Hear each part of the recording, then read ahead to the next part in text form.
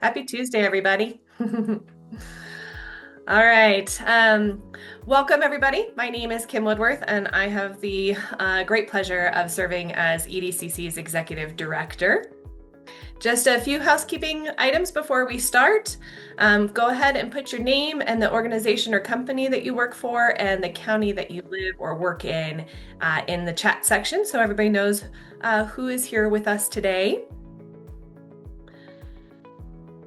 So everybody's been entered into this webinar on mute for recording quality purposes, but we do not want you to stay on mute. We encourage all of you to ask questions, especially today from our presenter, Kyle. You can type your questions into the chat section at the bottom of your screen or raise your hand with the reactions button.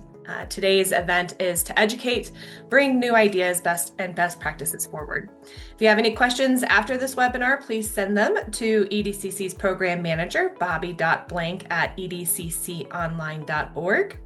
We will also follow up with today's webinar with a link to the webinar and the presentation.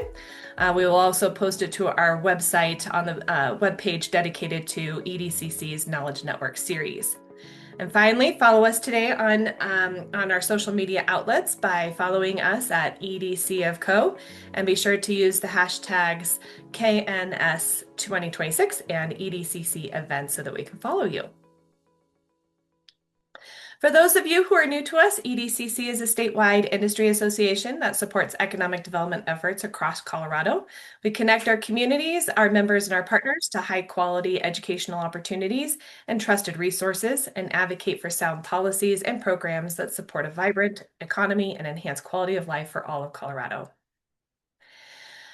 EDCC has built a virtual arsenal of information to keep our professionals updated on the latest trends, data, case studies, and thought leadership papers that our professionals can take back to their local leaders to begin these important discussions at the local level. Make this feature part of your ongoing professional development and tool that you can use to help inform, educate, and transform your community. Bobby is dropping those links into the chat section right now. I have to show you all that we have this upcoming events calendar, so please take note. We are celebrating our 50th anniversary this year. So lots of anniversaries happening throughout the United States, Colorado, and including EDCC. We are celebrating Economic Development Week, May 4th through the 8th. And so more information will be coming out, but we want to see everybody celebrating economic development and really sharing that across the airwaves. Also, we are thrilled to announce that our annual signature Drive Lead Succeed conference is going to be in Cripple Creek this year, September 27th through the 30th. And we're really excited to be able to be in that community, to be at the new Chamonix Hotel. And just so you all know that there's about 500 rooms in that entire between Cripple Creek and Victor. So make sure to reserve your hotel room and get your registration early this year so that you make sure that you can have that hotel room. It is prime leaf peeping season, so we're told that we're going to be competing for those rooms. Again, Economic Development Week. I guess my title slides were a little out of order. Sorry about that. So be watching out for communications on this, but we're asking everybody to celebrate their own way by celebrating their own communities and then linking back to the Big Colorado campaign, which then we're linking back to the International Economic Development Council's big campaign this year. And last but not least, Colorado's Basic Economic Development course is coming up June 8th through the 12th. Really important course that is an intensive introduction to the theory and fundamentals of comprehensive economic development.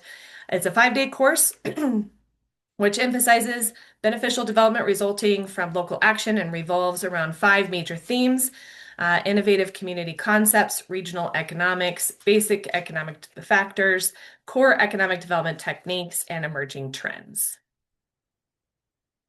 So what brings us here today? One of the things that EDCC tries to do is really bring together all of our partners out there that support the work our economic developers are doing. We know that successful economic development is not about intuition, but it's really about data-driven strategy. And one of our core goals this year is to lower the barrier to entry for high-level intelligence tools that might otherwise be out of reach for smaller and mid-sized budgets. Today, we are thrilled to highlight our partnership with Placer AI, the industry leader in location analytics and foot traffic data. For those of you looking to understand retail leakage, tourism impact, and how your downtowns are recovering post-pandemic, Placer AI provides the most granular boots on the ground insights available today.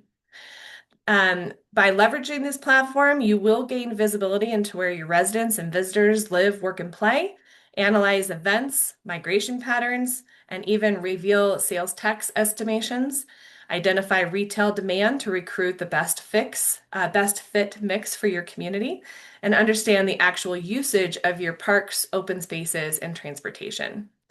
Because of our collective scale as an organization, we have secured an exclusive 10% discount with Placer AI on subscriptions specifically for EDCC members.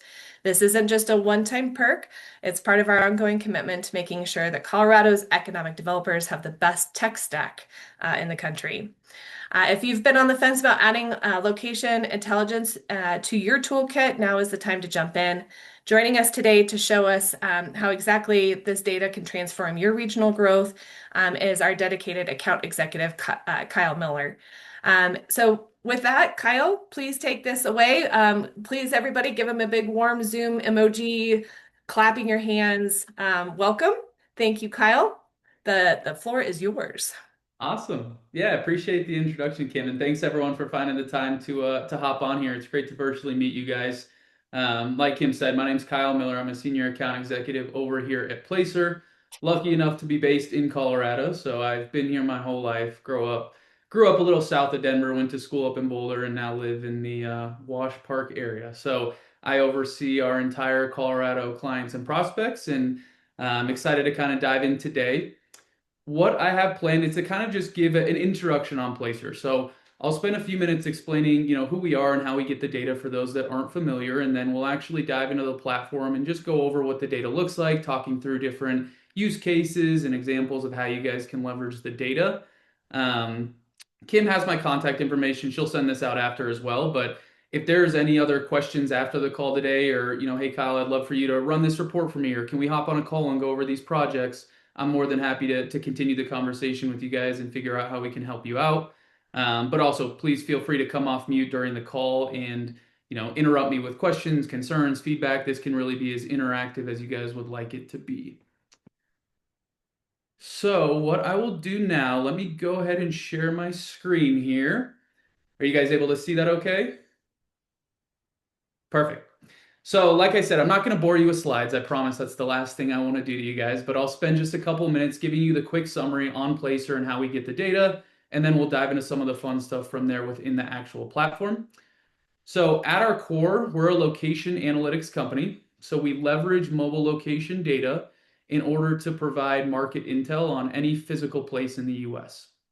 Essentially, what we're doing is harnessing this data from millions of mobile devices to allow us to understand these foot traffic trends, right? So if you think of a retailer, shopping center, neighborhood, we could look at an entire city or county as a whole, a park, field, road, street, highway, really any physical place within the country. Not only can we tell you how many people visited that place, but we can provide you with insights like the areas in which those visitors live, where they work, where else they like to go. So that entire visitor journey, as well as significant demographic data within that.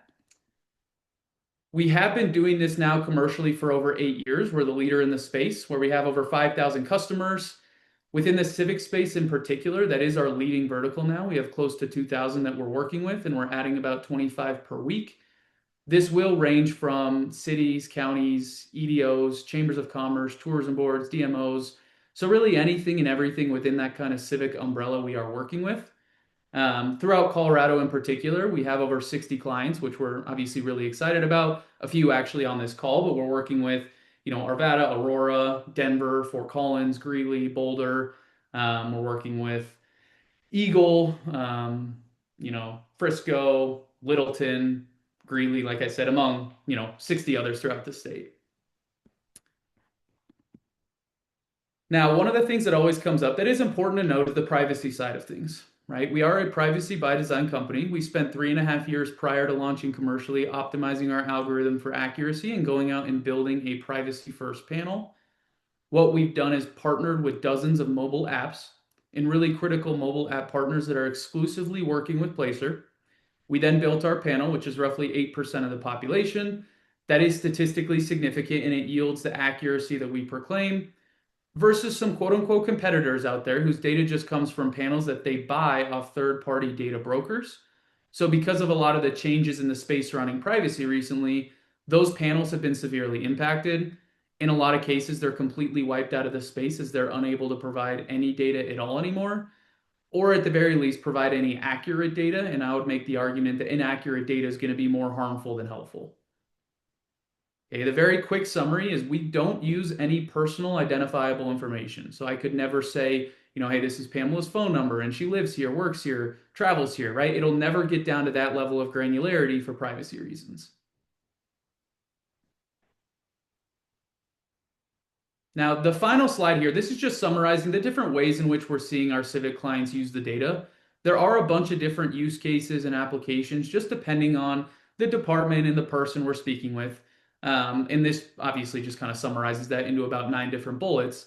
So I'll touch on as many of these as I can for the purposes of today, obviously focusing on kind of the economic development side of things. So we can touch on, retail analysis, the workforce, tourism is going to touch into that. And then, like I said, on any additional calls, if there's any other questions you guys have or other departments we want to loop in, more than happy to kind of do more tailored demonstrations for you guys.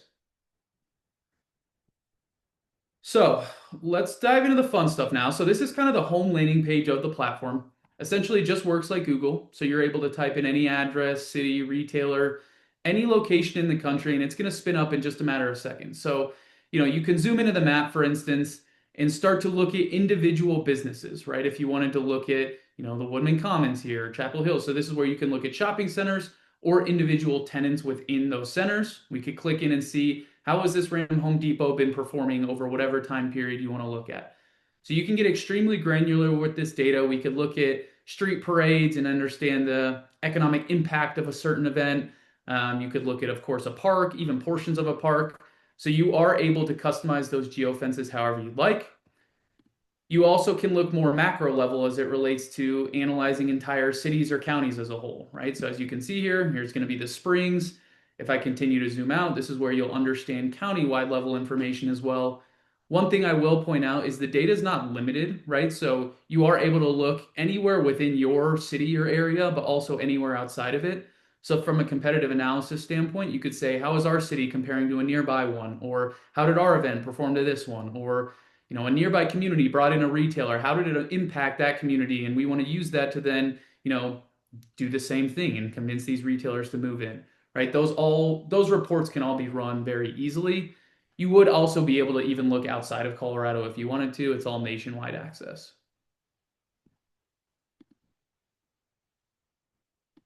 Okay, so we'll go over a couple quick examples now to show you what it actually looks like. For the purposes of today, I just kind of pulled in Fort Morgan and Montrose. I will point out you can add up to 6 others, so you have the ability to compare up to 8 locations at any given one time in one Placer report.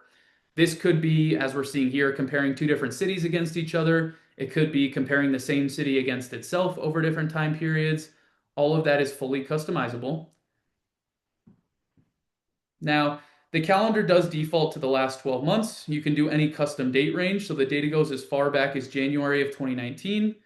And then it's going to be as recent for you as this past Saturday. So it's about a 3-day lag time in the data, which is the most near real time in the industry. Every day you log into the platform, there'll be another day's worth of data to go in there and play around with. You're able to customize this as well. So if you wanted to focus on an individual day an event was ran, or we wanted to look at a week, we could look at year-over-year trends, pre-COVID, post-COVID. Again, all of this is fully customizable for you. Now, there's going to be a few different kind of factors that we can look at, and I'll touch on all of these tabs here. So we can look at the tourism counts. We can look at the workforce for an area. Right now, this is showing you the resident count, right? How many people live within the city. Now, one thing I did want to show you before I dive into those tabs is this is where we can run different leakage reports, right? So this is right now showing you the residents of these respective cities, where they like to go within the city. And you can click into different categories if you wanted to see where do our residents like to go eat, for instance, right? You can click into that and then filter on it from there. But this will show you where our residents are going within the city to do their eating, essentially, in the last 12 months. Now, what you're able to do is kind of run a leakage report to see where are we losing out on residents outside of the city. Here's where now our residents are going. They're leaving Fort Morgan and going to these different locations to go eat, right? Same with Montrose here on the right. They're leaving the city to go eat at these locations. Now, what our civic clients will do is they'll use this to then pitch it to these different retailers, right? Like, for instance, we could bring this to Raising Cane's and say 2,300 of our residents in the last 12 months have left to gone to the Raising Cane's in Brighton. This would make a ton of sense for you to move in. That's going to obviously be just one piece of the puzzle, but this is going to start to answer the question of where are we losing out on money? Okay, one thing I will point out as well, a lot of the time when you're talking to these retailers, they're already going to be Placer clients. Raising Cane's is a perfect example there. So they know Placer data to be true. It warrants that handshake. It allows you to have those conversations much easier than if you were presenting them with data that they've never seen before and don't know if it's true or not. Now, that's just one example. Obviously, I was focusing on the dining, but you can look and see the gyms they go to, grocery stores, hotels, people are going to, and maybe that's actually one example that I can dive into next. This is now going to focus on the tourism side of things. So instead of looking at the residents, this is now seeing people that don't live within these respective areas, but have come in and visited at some point in the last 12 months. So we can see the tourism figures here, right? For Fort Morgan, about 634,000. For Montrose, a little over 1 million, and some quick year-over-year comparisons with each of them.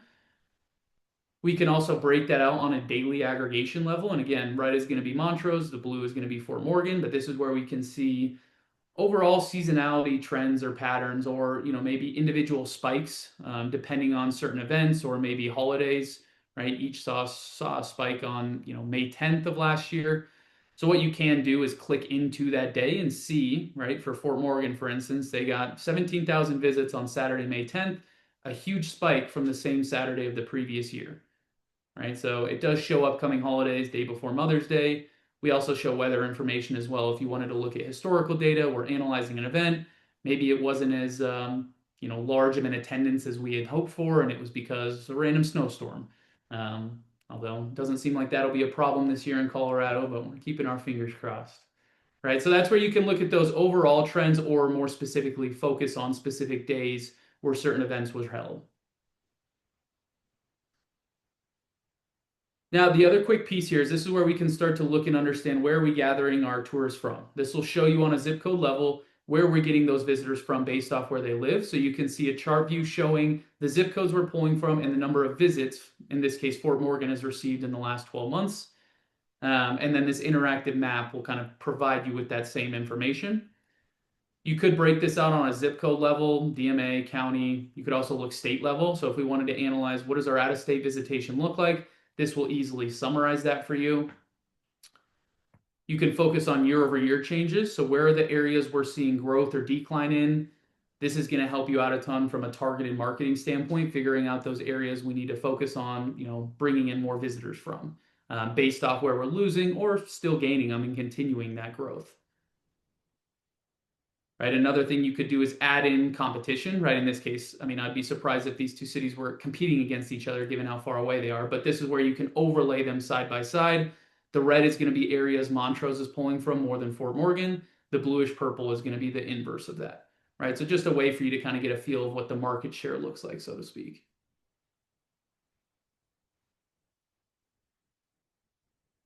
Okay, and then tying that back together with what I was just mentioning here, this is where now we're looking at that same visitor journey, right, that we were looking at before for our residents, but now this is going to focus on the tourists coming in to Fort Morgan. So we can run the same type of analysis, right? Show me where the tourists like to go eat within Fort Morgan. You can start to understand, are they going to eat at different places than our residents, right? Maybe the residents know the best local spots and we need to focus on marketing them better and supporting them to make sure the tourists know, hey, we have a great mom and pop Mexican restaurant that you should go to instead of, as we're seeing here, these larger chains. So it's a way for you to get an understanding of that relationship between, again, where our tourists like to go eat versus the residents. But you can run the same type of report understanding that leakage of people coming into Fort Morgan but going to eat elsewhere. This can also be broken down. If we wanted to try and get rid of some of those chains, we could focus on sit-down restaurants. They'll still have those chains up top, but it'll get rid of like the McDonald's and all those other ones. And this is where then you can again scroll through this list to understand what do we want to try to bring in, right? Texas Roadhouse number 1 and 2.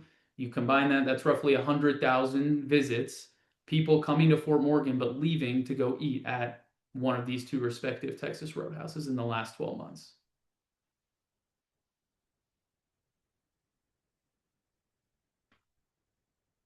Right? Another interesting one we could run here, especially as we're talking about the tourists now, is we can start to see what hotels are they going to.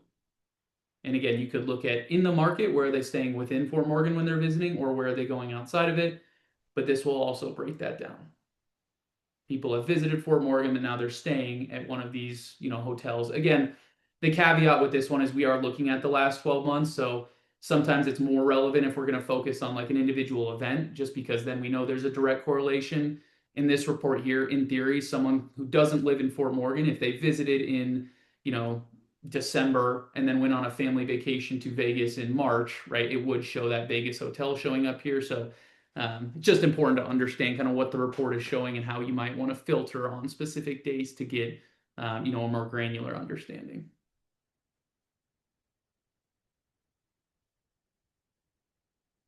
Okay, the other thing we have here that you'll notice is the demographics tab. So we can get extensive demographic information, allowing you to understand things like age, gender, ethnicity, family size, education level. There's a ton of different demographic categories, I guess, that we have available through our demographic partners, right? So we're not pulling any of this data ourselves. What we're doing is overlaying those home locations of visitors or residents with third-party demographic providers such as census data. In this case, we're looking at STI pop stats to just allow you to get a better understanding of what the demographics are of people visiting our area or the residents or whatever report it might be that you want to run. Right, so we have a quick summary up top there, or as you scroll down, this is where you can get a ton of different information related to it. One thing we're looking at here is STI Workplace. So this will give you an understanding of the total businesses, total employees. Are they white collar, blue collar? We can break out employees by industry. So this will give you a feel for and this is for people that in this case work within Fort Morgan. So it's looking at, what the employees look like, give you a better understanding of that workforce to then figure out, are there certain businesses we want to bring in here to match that up with the workforce, filling maybe satellite offices. So there's a bunch of different ways that this type of report can also be run and utilized from that workforce standpoint.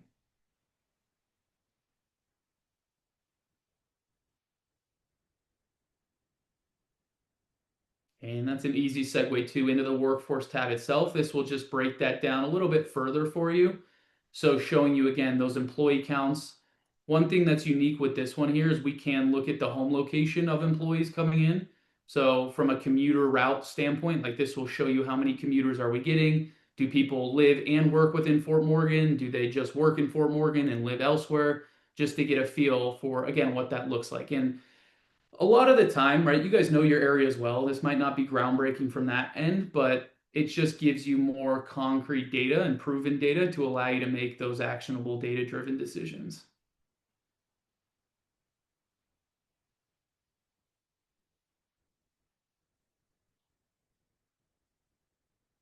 Now, that whole report we went over, that's called our markets report. So that's when it's going to be looking at an entire city or county or downtown area. We can run the same type of analysis for more specific events, right? Like this one is just a Greeley Stampede I had pulled up. So as I mentioned before, if there's an individual farmer's market or street parade, anything like that, this is where you can draw those custom boundaries. Like this is for the Greeley Stampede, looking at June 25th to July 6th of last year. We can see there was over 331,000 people that went to that event last year.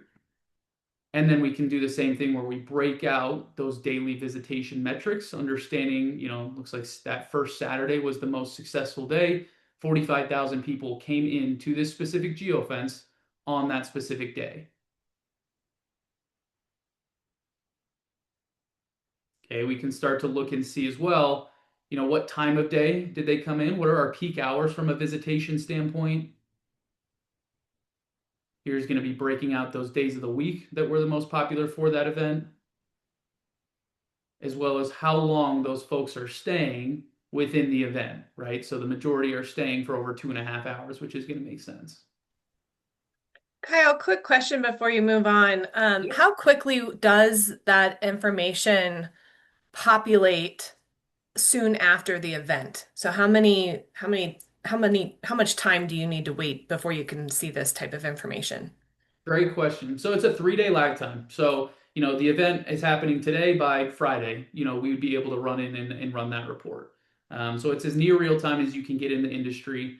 And it updates automatically. So there's nothing needed on your guys' end. Each day, like I said, that you log in, you'd be able to come in here and kind of update that however you'd like. Right, I can show you here again just quickly. We have, Saturday's data available, right? In the event, there was an event there on Saturday, you could run in and run that report.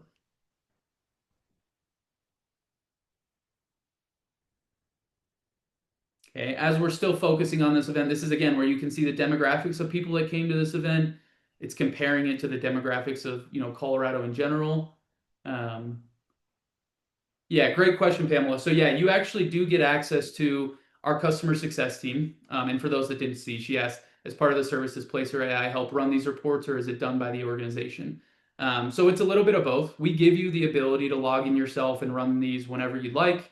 But we also grant you access to our customer success team that's going to be there for, at the beginning, maybe more onboarding and training purposes. But then throughout the partnership, it's what are you guys working on? Where can Placer fit in? Making ensure, I guess, that you use the platform, but also that you're using it the correct way. So you get that Placer expert. I would be another point of contact. I'm not going anywhere.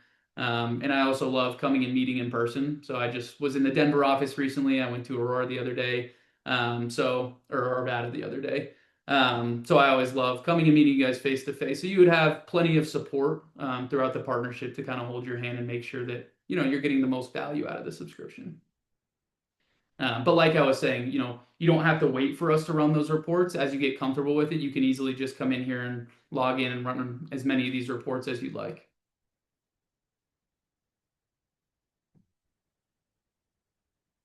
Now, the other thing we can do here, so this is again looking at that visitor journey, right? Now, this is almost going to be like an economic impact calculator, because what you're able to do here is we can see of the people that came to the Greeley Stampede, where did those same people go eat, for instance? Right? We can see almost 18,000 of the people that went to the event also went to eat at the McDonald's on 10th Street within that same time period. Right? So you could use this one for landing like sponsors or partners for different events, but also this is going to be that economic impact of events, figuring out, we could look at the time period before an event, during the event, and then after the event to prove, hey, our event brought in X amount of people to these local businesses, or to these hotels. Are we putting heads in beds, right? Like that's where you can also get that understanding as well.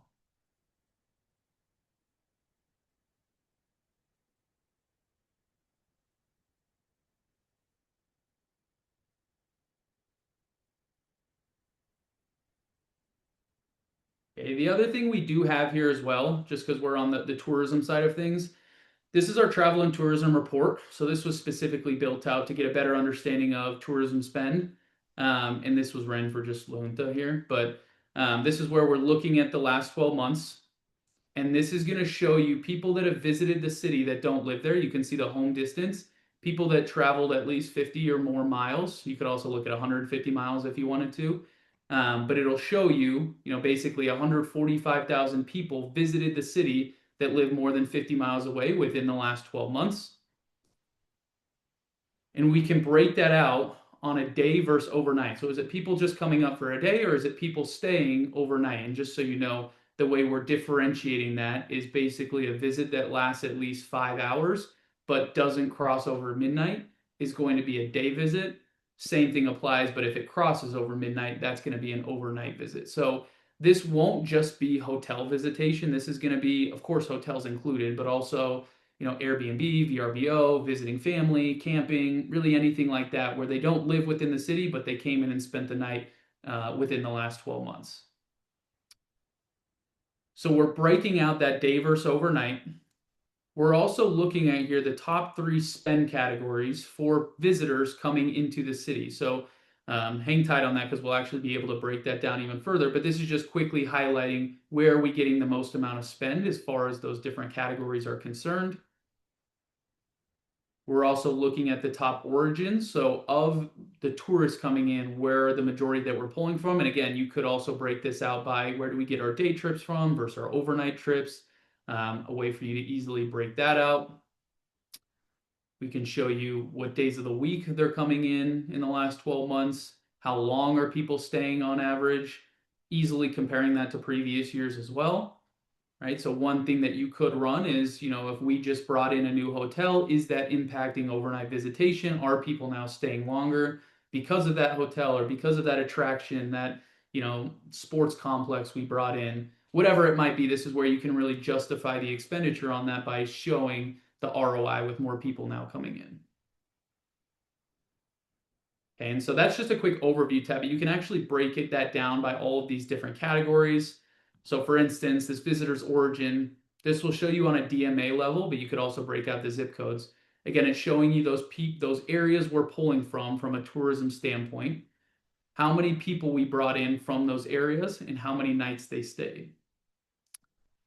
The unique thing you can run here now is looking at the total spend, right? So right off the bat, the first thing that I noticed here is Kansas City, despite not bringing in nearly the most amount of overnights or day trips, right? Just 1,700, but they're bringing in the most amount of spend, right? Most amount outside of those first two. So this is where maybe, if I was La Junta, I would focus on our marketing efforts to, folks within Kansas City, because we know they're going to bring in the most money. So if we can increase this figure here, we know the spend is also going to go up. So you can break out those areas. We can also start to look at breaking out this spend broken down by category a little bit further. So showing you, those overall categories we're pulling from and how much spend we're getting, as well as that year over year change for those respective categories.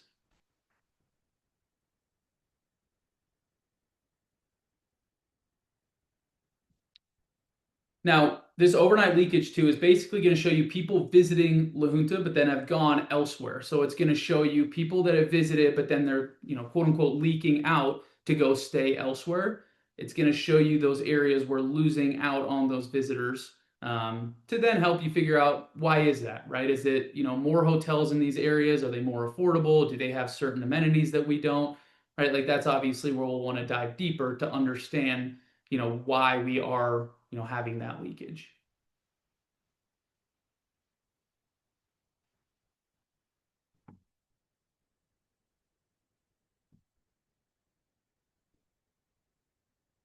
Now, maybe the last thing, I'm keeping my eye on the clock here, maybe the last thing I'll kind of go over here, this is going kind of tying it all back together from the retail recruitment side of things.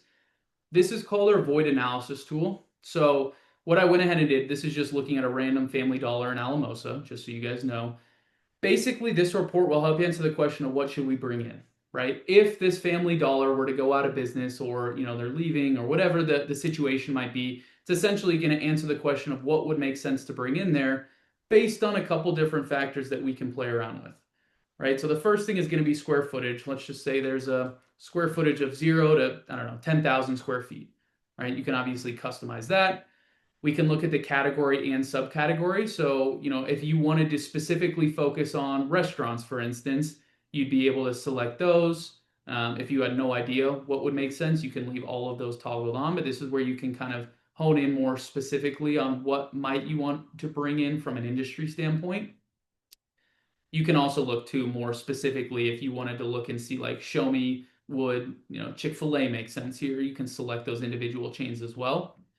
But this report will essentially just help you figure out, maybe what should we try to bring in. So you can play around with those random filters, and then this report will automatically update with a list of the top matches that we think would make sense to bring into this particular site. Again, based on those filters we played around with, right? So again, I only selected restaurants and fast food, so it's only going to suggest those types of businesses. And in this case, it's saying Cracker Barrel would be a great fit here, again, based on those random filters. And you could scroll through this list as well to see, the others on there. But if you click into that, this will now basically describe and allow you to understand why are we coming to that conclusion. Okay, so what we're doing here first is we're looking at a demographic fit score. We're comparing the demographics of people that have shopped at the Family Dollar and Alamosa that we selected and comparing it to the top performing Cracker Barrel stores nationwide to basically create a similarity model. So we're looking at, the household income between the two, the education level, the age to make sure it matches up from that standpoint. One unique thing here that we know just from doing this is like Trader Joe's, for example, they really look at areas that have high education levels. They know just, through running these types of reports that there are locations where, there's a higher education level, those stores perform better than other areas. So that is one criteria that they specifically look at when relocating or opening up a new site. So we're making sure that matches up. The other thing we look at, of course, is the cannibalization. So I think the nearest store was, yeah. So the nearest location is 90 miles away. So obviously there's not going to be any cannibalization here. But if there was any closer, that would pull it in and show you what that cannibalization looked like, as well as analyzing the potential market for them. And then we're also looking at frequent co-tenants. So any tenants that are located within a quarter-mile radius of whatever property you select, that are also located within other Cracker Barrels for that example. So that's what it's taking into account to basically say it would be a great fit here. And then those are the types of reports, of course, that you can download and export and send to whoever you'd like. Right? That's one thing I did forget to mention with the platform itself is you can download all of these reports, right? If you wanted to as a Excel file, a PDF, right? You can customize it, add your own logo on it. All of those reports are downloadable or exportable for, pitch decks, any marketing campaigns, board presentations, whatever it might be. You can embed this information on your website to get like an interactive map. We have plenty of clients doing that as well. So there's plenty of different ways to export the data. Quick Right. And question then, for you, Kyle. yeah, I'm sorry. no, go ahead. Um, how granular can you get? So for some of our, more smaller locations, like when you think of like a main street, Mhm. how granular can you get? Yeah, it's a great question. So we can get very granular. It just depends on the amount of visitation from a privacy standpoint, right? So if you wanted to look at a main street and there was, 10 people that were on that main street on a given day, like we won't provide you that information just from a privacy standpoint. Not to say anyone would do this, but that's just too narrow of a grouping for then someone to go figure out who those 10 people are essentially, right? So there is a threshold that has to be hit from a visitation standpoint to then provide it. It's going to be around 1,500. So in that case, right, we would either expand the geofence or you could expand the time period. Instead of looking at a day, maybe we look at a week to then until we hit that, and then we can understand, more insights into those, 1,500, 2,000, whatever the number might be. We can still tell you how many people came in. So in the event that there was, only 45 people that came in, we can still tell you, hey, there was 45 people, but you just wouldn't be able to understand the demographics of those 45 in, the visitor journey, where else they went, the home locations, all that good stuff. So until that threshold is hit, basically, right? But that applies to like a main street. We could look at a park. You could even look at portions of parks. I worked with someone a few years ago, and they wanted to look at like I forgot the name of the business, but they have those like ice stations in parking lots, right? So we drew a geofence around that specific parking lot, and more specifically, even that parking space that van was in to see how many people are using it. So the size of the geofence doesn't necessarily matter as much as, the visitation for that. And this is going back to Pamela's question as well, but this is basically kind of summarizing that customer success team, right? Should anyone come on board with us, you get that named representative assigned to your account to work with you guys, weekly, monthly, however often you guys would like to meet. We obviously want to make sure that, we're supporting you the best we can and answering questions you guys have, training new employees, whatever that might look like, right? Again, we have a 96% renewal rate.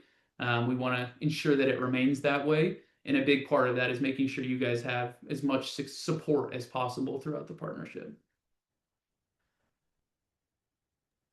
So I'll go ahead and stop there. I wanted to make sure we save plenty of time in case there were questions or concerns or anything like that. So, I'll go ahead and just stop for today. Like I saw Kim posted my contact information in the chat. So like I said earlier, feel free to reach out with any other questions or anything like that. But I really appreciate the time and interest spent today, and looking forward to hopefully working with you guys. Thanks, Kyle. Do we have any questions for Kyle? We can open him up and he can kind of show us around. Don't be afraid.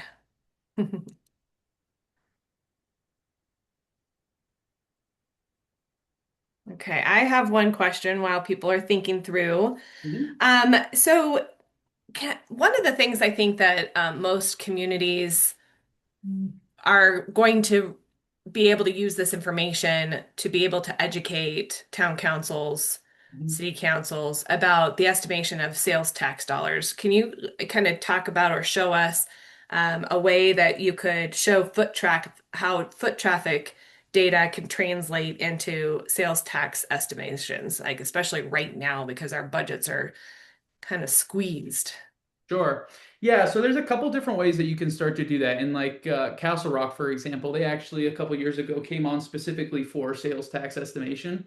Right? If you guys are familiar, obviously they have the outlets there. And so, I mean, I think it was they got a couple month lag time in receiving that sales tax information. So what we went ahead and did is drew a geofence around those outlets to basically then see the foot traffic of people coming in and correlating that to sales tax, right? Like there's a direct correlation between our foot traffic figures and sales figures. Right? Like for example, if we're looking here, like but this is obviously still looking at the Greeley Stampede example, but what you can do here is see a couple different things. So you can see first and foremost, like, 17,500 people went to this McDonald's. What we would do is we'd look up an average ticket size for McDonald's, multiply that by the number of visits to then estimate what that spend looks like. Again, it won't be 100% perfect, but that is one way to do that. And that's what Castle Rock did previously when looking at foot traffic to then estimate their sales tax estimations. And again, they went from a couple month lag to then being able to get that as recent as 3 days ago. So you can look at it from this standpoint, or as well looking at like the trends, and understanding that exact visitation to those outlets or those specific tenants. I will point out too, we didn't get into this today. We do have retail sales available. That is now a newer addition to Placer's platform, where instead of just relying on the foot traffic, we actually do have some dollar amounts correlated to that. We have partnerships with credit card transaction vendors. The one caveat to that is at this time, it won't be available for like those smaller mom and pop shops. It is right now going to be mostly those larger chains. But that is another way where you could then obviously easily log in and see, what that spend looks like. Mhm.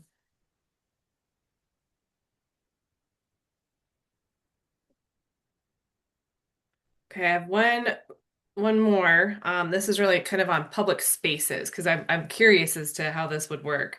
Mhm. So, can you kind of give us some insight on like foot traffic and like insights that would actually help justify budget increases for expansion for local parks or open spaces? Yeah, of course. Yeah, and so that's another big one with our Parks and Rec teams, is basically using this data to, justify a funding raise for landing, pickleball courts is a huge, raise right now with everyone. So that's a way you can start to basically look. One of the things we can do, and sorry, let me get this Zoom thing out of the way. One thing we didn't get to is in our advanced reports, we have something called our Placer Extra. I hate the name to be honest. It's no additional charge. It's just called extra because it's found outside of the dashboard. But one of the things that our parks teams will run in particular is this type of heat map report. So this will show you basically Mm. where people are hanging out or congregating within an outdoor space. So this is where we can see, hey, our playgrounds, for instance, are heavily being utilized and we need funding to then renovate it. Or, the inverse, right? Maybe the playground isn't being used and we want to prove that to then say, hey, we need to renovate it and change it to make it more attractive for people to want to use it.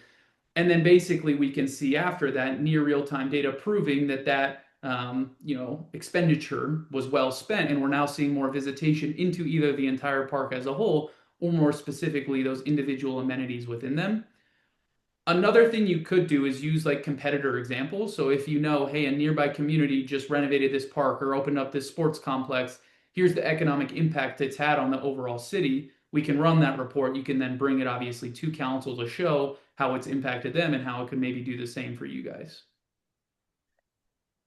And I know of an example here, at least in Grand Junction, where they were looking at the impact of a recreational center. Hmm. And for years, it was a tough decision for Grand Junction to make that, that leap into building a rec center. But then if they were able to see what was happening in Fruta and how well that rec center was doing for Fruta, it made a case for Grand Junction to do it. Yep, Yeah. absolutely. That's exactly the type of report that would be able to be run. Right. And that goes back to the customer support side of things too. Like, because you would be assigned someone that it's also working with Colorado clients, like we know that, and we can maybe use that as a story to say, this other community did something similar. Here's how it's impacted them, and here's how we were able to justify that spending using Placer's data. Like, that's Mhm. where, the support really comes into play to help you out. Mhm.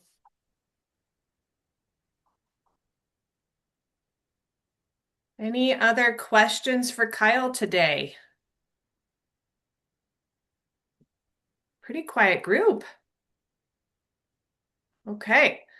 Well, Kyle, I'll have you stop sharing and then Yep. I'll reshare myself.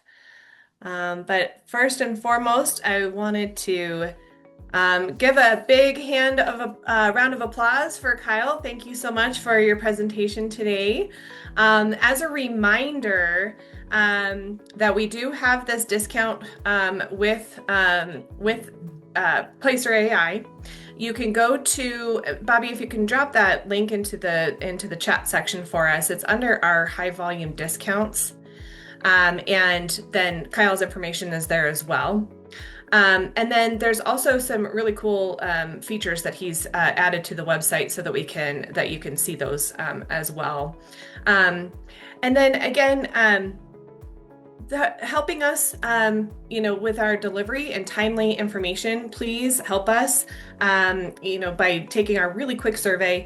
This is one of our first ones that we've done with one of our program people with Placer AI. So just let us know how we're doing and how we can better ourselves at this presentation. And then also don't forget these dates that are coming up. Again, we've got Economic Development Week, May 4th through the 8th, and our Basic Economic Development course, June 8th through the 12th. And here we go. For any additional tools, resources, or the network, please visit our website. We're looking forward to seeing everybody here coming up in a couple weeks. So again, thank you very much, and you all have a wonderful, wonderful week. Bye, everybody.